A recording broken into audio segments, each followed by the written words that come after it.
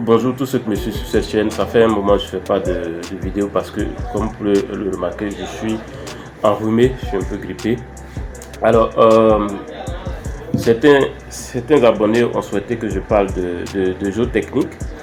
Alors, donc je vais rapidement dans cette vidéo parler de géotechnique. Peut-être que je ferai une vidéo encore plus détaillée pour parler de géotechnique. Alors, notez que concernant la géotechnique, en mine, la géotechnique, généralement, on va faire intensifier les travaux de géotechnique lorsque le projet va être suffisamment avancé.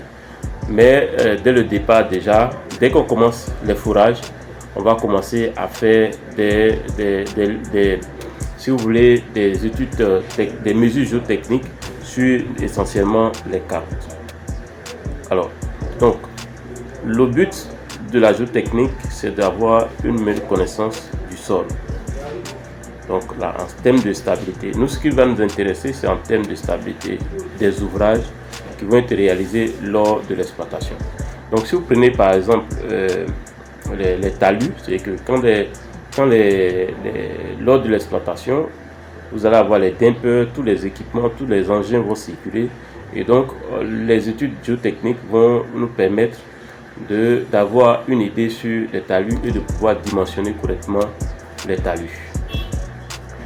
Alors, si par exemple c'est une mine en souterraine, les études géotechniques vont permettre de connaître non seulement la nature, enfin, le comportement du sol pour pouvoir dimensionner les galeries. Parce que dans la mine souterraine, les engins vont circuler dans les galeries. Et si le sol n'a pas la stabilité qu'il faut, il peut avoir des éboulements et créer des accidents. Donc l'étude géotechnique va permettre par exemple de prévoir le type de soutènement pour pouvoir véritablement faire l'exploitation. Alors, notez que lorsqu'on fait les études géotechniques, il faut aussi coupler ces études géotechniques par des études par exemple hydrogéologiques. Pourquoi? Parce que si vous faites un pompage, d'abord l'hydrogéologie, si vous voulez, l'hydrogéologie, c'est la science qui va nous permettre d'étudier le comportement de l'eau, des différentes nappes d'eau qu'on a. Donc je vais faire simple. Donc comment l'eau circule dans le sol, quel est le comportement, etc. Donc si vous ne connaissez pas, vous n'avez pas fait d'études géotechniques couplées à vos études hydrogéologiques et que vous ne savez pas la nature du sol et que vous faites par exemple, vous procédez à du pompage d'eau, alors ce pompage-là peut avoir une influence sur le terrain et ça peut créer beaucoup de problèmes d'éboulement, etc. Donc il est toujours bon d'associer dans le cadre d'une mine les études géotechniques avec par exemple les études hydrogéologiques.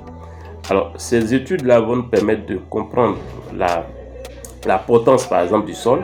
Je vais vous donner un exemple. Si vous prenez un être humain, l'être humain va être supporté par ses pieds par exemple. Donc on parlera de la descente de charge.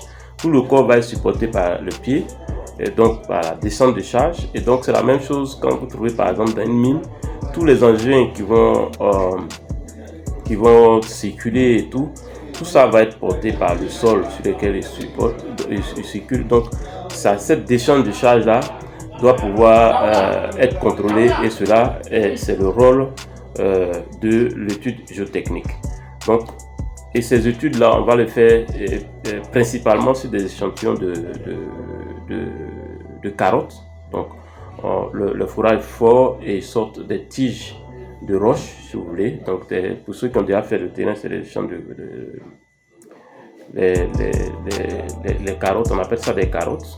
C'est des tiges qui sortent et sur ces tiges là on va faire